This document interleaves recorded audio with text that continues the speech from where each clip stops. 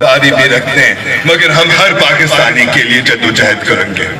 ہر کوئی پاکستانی کے لیے جدوجہد کریں گے، چاہے سنی ہو یا شیعہ ہو، میں تمہارا ہو، چاہے ہندو ہو یا مسیحی ہو، میں تمہارا ہو، چاہے سکھ ہو یا پارسی ہو، میں تمہارا ہوں، کیونکہ پاکستان سب کا ہے، پاکستان سب کا ملک ہے، اور ہم ایک پاکستان بنائیں گے جو کہ سب کا پاکستان ہو، جو کہ مظلوموں کا پاکستان ہو، جو کہ ہر مذہب کے پاکستان ہو، جو کہ بھاگڑی کے پاکستان ہو، دلت کے پاکستان ہو، کسانوں کے پاکستان ہو، میربر کے پاکستان ہو، ملہا کے پاکستان ہو، مچھیرے کے پاکستان ہو، مزدوروں کے پاکستان ہو۔ پاکستان ہندوستان کے مظلوم کے لیے بنا تھا، پھر جب پاکستان بنا تھا یہ اوپر والے فرشتے نے ہمیں تھپڑ مارا اور انہوں نے کہا کہ ہم صرف امیروں کے لیے محنت کریں گے۔ شہید بینظیر بھٹو کی حکومت آئی تو پھر میر بابا نے کہا کہ ہم واپس آ سکتے ہیں،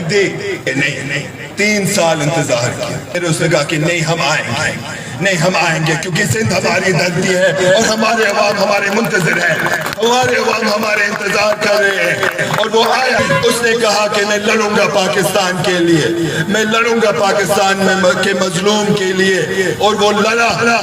ہم بدلہ لیں گے، ایک ہم انصاف لیں گے، ہر پاکستانی انصاف کا انتظار کر رہے ہیں،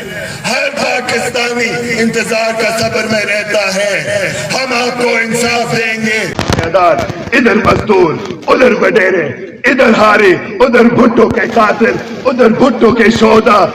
ادھر یزید کے تیر اور ادھر ذوالفقار علی۔